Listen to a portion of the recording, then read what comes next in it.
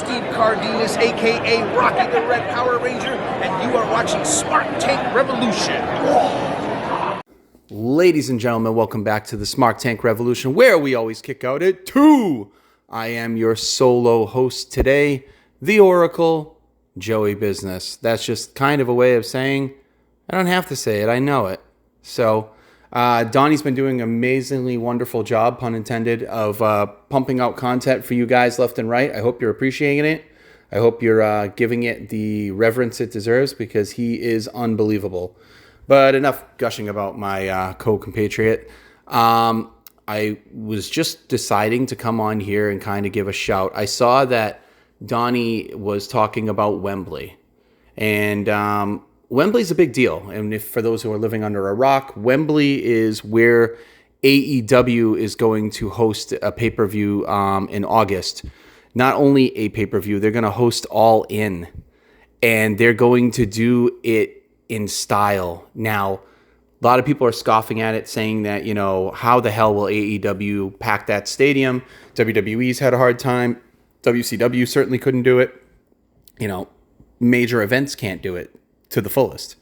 Well, what people have to understand is it doesn't have to be to the fullest. It just has to be, you know, even if it's 45,000, 50,000, that will be the biggest AEW show to date. You know, it shows ambition. It's finally an announcement that Tony Khan has given, and it's actually a big announcement, because all the other big announcements are never, they're you know, little bangs. So it's definitely got me intrigued, but it's also got me a little bit concerned, because while WWE has its bumps in the road with, you know, McManagement coming back and, you know, putting his fingers into things, it's still running pretty smoothly. The train's on the tracks, everything's still going. There's a lot of new storylines. There's a lot of engine, you know, to go down, and gas in the tank. But with AEW, at least as I am, and I am a diehard AEW fan. Everyone knows that when they first came out, I was like, finally an alternative to WWE, to the dark times. Finally something that can harken back to the days of the Monday Night Wars, where you had real alternatives. And it felt like that for quite a while, but it's also fallen into this trap. And we've said it time and time again, and I'll say it till I'm blue in the face. He might be a billionaire, but he's a fanboy booker. He's a terrible fanboy booker. He has no foresight for long-term booking and storylines and payoffs. He only knows about payouts. He doesn't know about payoffs. And unfortunately, you know, TK has to get with it, because the proof's in the pudding. I mean, the proof's in the ratings. The proof's in the analytics. And it's just not doing what it should do. And now you're talking about adding a Saturday night show to an already saturated week of AEW wrestling. They've got to get better. They've got to tighten their belt. They've got to do some moves, but they also got to get some creativity going in there. Maybe he needs a team to help him. I'm not quite sure. But regardless, this is just me booking Wembley. And I'm only going to book a few matches. I'm not going to book the whole card, because they have a ton of, you know, undercards and all that. AEW is really good at that stuff. But for me, for my money, and I've been saying this for a while, especially before this was announced, AEW needs CM Punk back. And it looks like as of now, this is April 14th, this week they broke the news that it looks like all the stars are aligning and people are working very, very hard to get Punk back. Whether it's in some kind of capacity, whether it's with, you know, on the same show with Dynamite, or maybe he'll lead the Saturday night show that they're going to do. Sorry, I'm pouring water for my dog. Something to that effect. But they need Punk back, because MJF, unfortunately, as much as we love him on this show, and, you know, a lot of people love him, he's not the WWE killer people thought he was going to be, especially me. He's not doing it. And if they want to get gas out of him till 2024, the bidding war of 2024, you know, he's not Roman Reigns. He cannot just show up and you know, put asses in the seats the way Roman's doing right now with the Bloodline story, because he doesn't have that. He has like a final boss gimmick type deal where he makes the, you know, the face go through hoops and the baby face has to go through like all the minions, and it's just old. And then now you've got the new stuff with the, you know, the four pillars wanting to go against him. And honestly, I don't give a shit. They might be the future of wrestling somewhere down the line, but they're not the now. They aren't Austin Theory, who's even not the Now to me, but that was just I had to put that in there. So my thinking was, what can you do if you're AEW to book Wembley Stadium?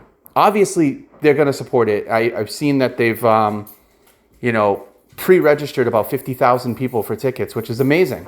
That's amazing. That shows that there's a hunger for wrestling over there, that there's a drought. But at the same time, you want to push that number. You want to skyrocket those analytics. You want to get those numbers up. So what could you do to get those up? And for my money, now I haven't listened to Donnie's cast yet, so hopefully we're not repeating the same thing, but it wouldn't be surprising because we are usually of the same mind on everything, usually. For my money, if I was booking it, the marquee match, the main event would be CM Punk versus Kenny Omega. It's the only dream match in wrestling that I want to see left, truly. Like, the dream match of dream matches. Ever since Punk came to AEW, I wanted him to go against Omega. I've wanted to see it for years. And I'm sitting there going, okay, just keep them apart. That's not something you give day one. That's something you give, down the road. And I was hoping it would be for the title on Punk's reign. But that didn't occur. But for me, you don't even need a title. Punk or Omega don't need the title. Don't take the title off of MJF right now. Try to, work the kinks out. Try to get things going again. See what you can do. And I have an idea for that. And I hope you guys agree. But Punk versus Omega, that's your main event. That's your mega event spot right there. That will put asses in the seats. That will put eyes on your product. That will do so much. That's a WrestleMania caliber event in AEW. So that's where I would start. And then, of course, you got FTR, signed a 4-year contract. Best tag team in the world. Self-proclaimed, especially by Donnie Wonderful. But I still love them. You could put the Bucks versus FTR for the tag titles in a crazy stipulation match at Wembley. Maybe a ladder match. Maybe some kind of, British match. Who knows? Marcus of Queensberry rules. I don't know. But they could do that. I would either do that or I would do Punk and FTR versus the Elite all together. But here's the thing. Who's the faces? Who's the heels? Because the crowd's starting to like the Elite again. So, what's going on with that? What do you do? You certainly don't want to bring Punk back to turn them heel. I mean, you could take FTR and Punk as the heels in the match, and it would work the same. For my money, though, I would say, and write in the comments below, hey, I disagree with you or I agree with you. My money would be unequivocally, you go with Punk versus Omega. And then what do you do for the world title? What do you do for Triple B? Well, I don't want to see Darby Allin. I don't want to see Christian. I don't want to see, MJF versus lower tier card guys. You got to have somebody who has mega star power. I definitely don't want to see Goldberg. I don't want to see a new hire. So I'm thinking, what do you do? What could be an event? What could be momentous? What would put MJF on the map when he wins? Why not book Sting versus MJF in a retirement match? If Sting loses, he's got to go for good. I think that's perfect because Sting doesn't want the championship in all reality, and that would put MJF over huge. So that would be my title match. Then you could have like a ladder match to determine the winner of that. With the storyline being if Sting wins, Darby's trying to go against his mentor, and you could have a lot of intrigue there. But then what do you do? I would say the next match I would book would be the women's title. You got Jamie Hayter. You've got, you got a Brit. It would make so much sense. Who are you going to put against her? I'd say the biggest name you could possibly put against her right now. Get her over there. The former Sasha Banks, Mercedes Moné. Get her over. Get her over there. Pay her. She probably would love to go against Jamie Hayter. And I think that would be fantastic because, that's another big money match. But for me right now, that would be those main matches on Wembley. And I think if you booked Punk versus Omega, MJF versus Sting, FTR versus maybe, let's say, the Elite, the Bucks and the Hardys, and maybe the Acclaimed in like a 4-way crazy match, that would be great. And then Hayter versus Moné. You got Moné, baby. It's going to make you that. So this was just a quick video. I just want to do a quick opinion piece. You tell me what you all think. I'm going to try to get out as much content for the channel as well. We're here for you guys. We want to get our numbers up too. We want to put out the best product we can. So just, till next time.